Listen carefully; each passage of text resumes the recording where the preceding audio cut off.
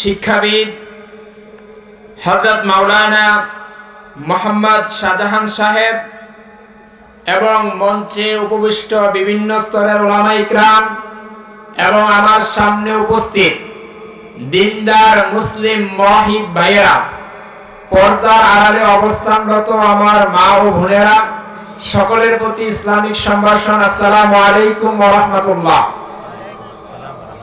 আপনারা কি অসুস্থ? তাহলে জোরে কথা বলেন। আমি আবারও সালাম দিচ্ছি, আসসালামু আলাইকুম ওয়া রাহমাতুল্লাহ। আমরা শুকরিয়া আদায় করছি আমাদের মহান মালিক আল্লাহ সুবহানাহু ওয়া তাআলার দরবারে, যিনি আমাদেরকে আজকের এই দ্বীনি মাহফিলে বসার মতো তৌফিক দিয়েছেন। এজন্য আমরা সকলে কালিমাতুশ শুকরিয়া আদায় করছি। আমরা সকলে একসাথে বলিষ্ঠ কণ্ঠে অন্তরের অন্তরস্থল থেকে শুকরিয়া জানাচ্ছি। আমরা সকলে পড়ছি আলহামদুলিল্লাহ। দরুদ ও সালাম প্রেরণ করছি পৃথিবীর শ্রেষ্ঠ শিক্ষক, পৃথিবীর শ্রেষ্ঠ মানুষ, পৃথিবীর শ্রেষ্ঠ নেতা, যেই নেতা সম্পর্কে, যে নবী সম্পর্কে আল্লাহ সুবহানাহু ওয়া তাআলা পবিত্র কোরআনুল কারীমের সূরাতুল আহজাব এর 21 নম্বর আয়াতে বলেছেন, লাকাদ কানা লাকুম ফি রাসূলিল্লাহি উসওয়াতুন হাসানাহ। তোমাদের জন্য রাসূলুল্লাহ সাল্লাল্লাহু আলাইহি ওয়াসাল্লামের জীবনীতে রয়েছে উত্তম মডেল, উত্তম আদর্শ। এমনি ভাবে যে নবী সম্পর্কে আল্লাহ সুবহানাহু ওয়া তাআলা পবিত্র কোরআনুল কারীমের সূরাতুল আম্বিয়া এর 107 নম্বর আয়াতে বলছেন, ওয়ামা আরসালনাকা ইল্লা রাহমাতাল লিল আলামিন।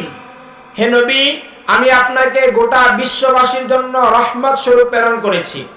যে নবী সম্পর্কে আল্লাহ সুবহানাহু ওয়া তাআলা পবিত্র কোরআনুল কারীমের সূরাতুল কলমের 4 নম্বর আয়াতে বলেছেন, ওয়া ইন্নাকা লা আলা খুলুকিন আযীম। হে নবী, আপনি মহান চরিত্রের অধিকারী। সুতরাং সেই আদর্শবান নবী, চরিত্রবান নবী, রাহমাতাল লিল আলামিন নবী, নবী মুহাম্মদ সাল্লাল্লাহু আলাইহি ওয়াসাল্লামের প্রতি আমরা সকলে মিলে দরুদ ও সালাম প্রেরণ করছি। আমরা সকলে পড়ছি আল্লাহুম্মা সাল্লি আলাইহি আল্লাহুম্মা বারিক আলাইহি। অতঃপর আমরা দোয়া করছি, যারা এই পৃথিবীতে, যারা এই জমিনে আল্লাহর দ্বীনকে প্রতিষ্ঠা করার জন্য নিজেদের জীবনকে আল্লাহর রাস্তায় বিলিয়ে দিয়েছেন, আল্লাহ সুবহানাহু ওয়া তাআলা যেন সে সকল শহীদদেরকে জান্নাতুল ফেরদাউস নসিব করে। আমরা সকলে পড়ছি আমিন আমিন। প্রিয় ভাইরা, সময় যেহেতু সংক্ষিপ্ত, আমি একেবারে লম্বা সুর দিয়ে দীর্ঘ ভূমিকা না বলে, বিশেষ বিশেষ ব্যক্তিদের নাম উল্লেখ না করে সরাসরি আমি আমার আলোচনায় প্রবেশ করছি। আজকের এই সংক্ষিপ্ত সময়ে আমার আলোচনার শিরোনাম হচ্ছে, হে যুবক তোমাকে বলছি। আলোচনার শিরোনাম কি? হে যুবক তোমাকে বলছি। প্রশ্ন আসতে পারে, যুবককে কেন এখানে মেনশন করা হলো? আমি কিন্তু ক্লাসের মতো কথা বলবো। আপনাদের এখানে আমাকে যিনি ইনভাইট করেছেন, আপনাদের অত্র এলাকার কৃতি সন্তান মোহাম্মদ সাইদুল হক, সে জানে আমি কিভাবে কথা বলি। তো আমি আশা করছি আপনারা মনোযোগ দিয়ে শুনবেন ইনশাআল্লাহ। সবাই কথা বলা শুনবেন ইনশাআল্লাহ। আমরা এখানে বসছি, আমাদের একটা সময় খরচ হবে না। আর মানব জীবনের সবচেয়ে শ্রেষ্ঠ সম্পদের নাম কি? যদি আমি আপনাকে প্রশ্ন করি, what is the best wealth of your life, আপনার জীবনের শ্রেষ্ঠ সম্পদ কি? আপনি কি বলবেন? সময়। আপনার শ্রেষ্ঠ সম্পদ কি? সময়, টাইম। এজন্য আপনার এই সময়টাকে কাজে লাগাতে হবে। এজন্য সময়টাকে বলা হয়, ইমাম শাফি রাহিমাহুল্লাহ বলছেন, time is like a knife, if you don't cut it, it will cut you. ইমাম শাফি রাহিমাহুল্লাহ বলছেন, তুমি যদি সময়কে কাটতে না পারো, তিনি বলছেন যে সময় হচ্ছে তরবারির মতো। সবাই কথা বলেন, সময় কিসের মতো? তরবারির মতো। যদি তুমি সময়কে কাটতে না পারো, সময়কে প্রপার ইউটিলাইজ করতে না পারো, তাহলে সময় তোমাকে কি করবে? কেটে ফেলবে। এজন্য আমরা এখানে বসছি, আমরা মনোযোগ দিয়ে আলোচনা শুনবো ইনশাআল্লাহ। জি, তাহলে আলোচনার শিরোনাম যুবক তোমাকে বলছি। এখন কথা হলো, যুবকদেরকে কেন আমি ডাক দিলাম? প্রিয় ভাইরা, এই উম্মাহ নয়, শুধু পৃথিবীতে উম্মার যত জাগরণ হয়েছে, পৃথিবীতে যত সমাজে জাগরণ হয়েছে, পৃথিবীতে যত দেশে জাগরণ হয়েছে, সমস্ত জাগরণের পিছে যাদের রক্ত এবং পরিশ্রম লেগে আছে, যাদের জাগরণের কারণে সমাজ এবং রাষ্ট্র পরিবর্তন হয়েছে, যাদের কারণে ফেসিবাদের পরিবর্তন হয়েছে, যাদের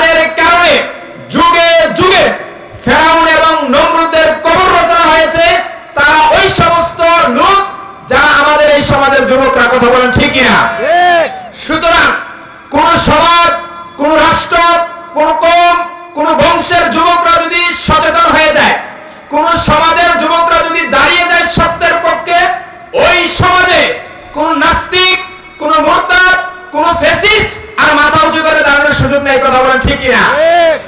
তার জ্বলন্ত প্রমাণ আমাদের বাংলাদেশ, তাই না ভাই? জি জি। যেদিন যুবকরা দাঁড়িয়ে গেল, আপনারা দেখেছেন, আমরা দেখেছি, দীর্ঘ অনেক বছর, প্রায় 15 থেকে 16 বছর আমাদের উপর জগদ্দল পাথরের ন্যায় এই দেশের নামদারি তথাকথিত ইন্ডিয়ার প্রোডাক্ট, ইন্ডিয়া থেকে যাকে ভাড়া করে এই বাংলাদেশে পাঠানো হয়েছিল, লেডি ফেরাউন, যিনি বাংলাদেশটাকে অশান্ত করে দিয়েছিলেন। কথা বলেন ঠিক কিনা? সেই অশান্ত যিনি করেছিলেন, তাকে এই দেশ থেকে যারা উৎখাত করেছে তারা হচ্ছে আমাদের যুবকরা। কথা বলেন ঠিক কিনা?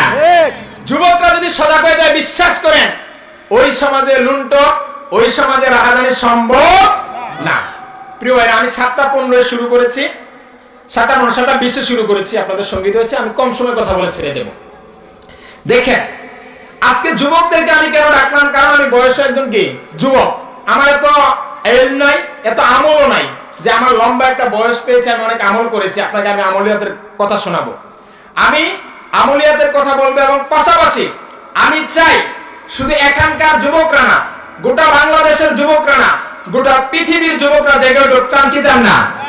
জি প্রিয় ভাইরা, এবার দেখেন যুবকদেরকে আমি কেন ডাকলাম? এজন্য যুবকদেরকে ডাকলাম প্রিয় ভাইরা, এই যুবকরা যদি পরিবর্তন হয়ে যায়, তাহলে আমাদের সমাজ পরিবর্তন হবে কি হবে না? হবে প্রিয় ভাইরা।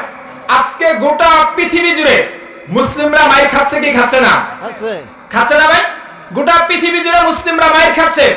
ফিলিস্তিনে যদিও এখন যুদ্ধবিরতি দিয়েছে, কিন্তু লম্বা একটা সময় মুসলিমদের উপর হত্যাযজ্ঞ চালাইছে কি চালায় না ইসরায়েলিরা? আপনারা দেখেছেন লং টাইম আফগানিস্তানের উপরে মার্কিন সৈনিকেরা হত্যাযজ্ঞ চালাইছে কি চালায় নাই? আপনারা দেখেছেন বাংলাদেশের একদল লোক যারা মুসলমান পরিচয় দিত, আমরা যখন ইসলামের পক্ষে কথা বলতাম, আমরা যখন কোরআনুল কারীম থেকে তাফসীর করতাম, সালাফদের মানহাজের আলোকে আমরা যখন ইসলামী রাজনীতির কথা বলতাম, তখন আমাদের কণ্ঠকে চেপে ধরতে একদল লোক ছিল কি ছিল না? ছিল প্রিয় ভাইরা। তাহলে বোঝা গেল গোটা পৃথিবী জুড়ে আজকে মুসলিমরা মাইর খাচ্ছে প্রিয় ভাইরা। নবী সাল্লাল্লাহু আলাইহি ওয়াসাল্লাম সুনানে আবু দাউদের 4299 নম্বর বর্ণনা, নবী সাল্লাল্লাহু আলাইহি ওয়াসাল্লামের সাহাবী সাওবান রাদিয়াল্লাহু তাআলা আনহু তিনি বলছেন ইউশিকুল উমাম আন তাদা আলাইকুম কামা তাদাল আকুলা। তিনি বলছেন যে নবী সাল্লাল্লাহু আলাইহি ওয়াসাল্লাম বলেছেন, এমন একটা জামানা আসবে, এমন একটা সময় আসবে, যেই সময়ে গোটা পৃথিবীর কাফের শক্তিরা একসাথে মাঠে নামবে মুসলমানদের রক্ত দিয়ে হোলি খেলা খেলার জন্য। এগুলা কে বলছেন? নবী সাল্লাল্লাহু আলাইহি ওয়াসাল্লাম বলছেন, এমন একটা সময় আসবে যেই সময়ে গোটা পৃথিবীর কাফের শক্তি একসাথে মাঠে নামবে মুসলমানদের গা থেকে রক্ত ঝরানোর জন্য।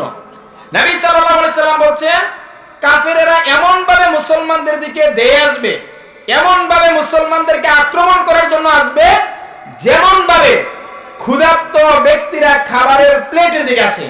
আল্লাহু আকবার বলবেন না? আপনি যখন ক্ষুধার্ত থাকেন, খাবার গ্রহণ করার জন্য আপনি কি করেন? খুব দ্রুত গতিতে যান। কথা বলেন ঠিক কিনা? নবী সাল্লাল্লাহু আলাইহি ওয়াসাল্লাম বলেছেন, এমন একটা সময় আসবে যখন গোটা কাফের শক্তি একসাথে হয়ে মুসলমানদের গা থেকে রক্ত ঝরানোর জন্য এভাবে দৌড়িয়ে যাবে। আজকে এটা আছে না নাই? সবাই কথা আছে না নাই? আছে। নবী সাল্লাল্লাহু আলাইহি ওয়াসাল্লাম যখন এই কথা বললেন, তখন সাহাবীরা বলল, ওয়া মিন কিল্লাতিন নাহনু ইয়াউমা ইদিন ইয়া রাসূলুল্লাহ। ইয়া রাসূলুল্লাহ, সেদিন মুসলিমরা কেন মার খাবে? আজকে তো আমাদেরকে দেখলেই, সাহাবীদেরকে দেখলেই কাফেররা ভয় পেত। কথা বলেন ঠিক কিনা? সাহাবীরা বললেন, মুসলিমরা কেন মার খাবে? তখন নবী সাল্লাল্লাহু আলাইহি ওয়াসাল্লাম বলছেন, মুসলিমরা সংখ্যায় বেশি হওয়ার পরও এজন্য মার খাবে, কারণ তাদের অবস্থা হবে, নবী সাল্লাল্লাহু আলাইহি ওয়াসাল্লাম বলছেন, ওয়ালাকিন্নাকুম গুসাউ কা গুসাইস সাইল। তাদের অবস্থা হবে বন্যার পানিতে ভাসমান খড়কুটার মতো। যখন বন্যা দেখেন না, স্রোত যখন বয়ে যায় তখন শুকনো খড়কুটা দিয়ে পানির গতি রোধ করা সম্ভব? আমার আলোচনা মনোযোগ না দিলে আপনি বুঝবেন না। কিন্তু মনে করেন বিশাল স্রোত, বিশাল ঢেউ শুরু হলো, আপনি যদি ওই স্রোতকে, পানির ওই স্রোতকে শুকনা খড়কুটো দিয়ে বন্ধ করার চেষ্টা করেন, বন্ধ হবে? সবাই কথা বলেন, বন্ধ হবে? বরং ওই পানির স্রোত ওই শুকনা খড়কুটাকে নিয়ে চলে যাবে। কথা বলেন ঠিক কিনা? নবী সাল্লাল্লাহু আলাইহি সাল্লাম বলেন এমন একটা সময় আসবে মুসলমানদের অবস্থা এমন হবে, মুসলমানদেরকে কাফেররা 4 পয়সা মূল্য দেবে না। মুসলমানরা যে একটা বীরের জাতি, মুসলিমদেরকে দেখলে কাফেররা ভয় পাবে না। আজকে দৃশ্য আছে না নাই? আছে প্রিয় ভাইরা, মুসলমানদেরকে ভয় পায় না। এবার নবী সাল্লাল্লাহু আলাইহি সাল্লাম বলছেন তোমাদের অবস্থা হবে এরকম, তোমাদেরকে কাফেররা ভয় পাবে না, এবং তোমরা যে বীরের জাতি, তোমরা যে সিংহের জাতি, এটা কাফেরদের অন্তর থেকে কি করা হবে? উঠিয়ে নেওয়া হবে, এবং তোমাদের অন্তরে একটা ওহান নামক বেদি ঢুকিয়ে দেওয়া হবে। এই কারণে মুসলিমরা মার খাবে। তারপর সাহাবীরা বলল, ইয়া রাসূলুল্লাহ ওয়ামাল ওয়াহনু, ওহান কি জিনিস? যেই রোগের কারণে মুসলিমরা মার খাবে সেই রোগটার নাম কি? এই ওহান কি? এবার নবী সাল্লাল্লাহু আলাইহি সাল্লাম বলছে ওহান হচ্ছে হুব্বুদ দুনিয়া ওয়া কারাহিয়াতুল মাউত। ওহান হচ্ছে দুটা জিনিসের সমন্বয়। এক নাম্বার হচ্ছে দুনিয়ার প্রতি লোভ, দুনিয়ার প্রতি ভালোবাসা। আরেকটা হচ্ছে ওয়া কারাহিয়াতুল মাউত, আল্লাহর রাস্তায় শাহাদাতের মৃত্যুকে অপছন্দ করা। এজন্য মুসলিমরা মার খাবে। কয়টা দোষের কারণে মার খাবে? দুইটা। ভাই সবাই কথা বলতে, কয়টা দোষের কারণে? দুইটা দোষ। এক হচ্ছে মুসলিমদের প্রতি হুব্বুদ দুনিয়া, দুনিয়ার প্রতি লোভ, দুনিয়ার প্রতি ভালোবাসা ঢুকে যাবে। এটা আছে না নাই? আছে। আলেমদের মাঝে আছে, যদিও এক শ্রেণীর আলেম আজকে তারা লেবাস পাল্টিয়েছে। আমরা দেখেছি ফেসিবাদের সময় এরা হাততালি দিয়ে বলছিল, তাই না, অমুক জায়গার মাটি অমুক আবার গাটি। বলেছিল কি বলে নাই? বলেছিল।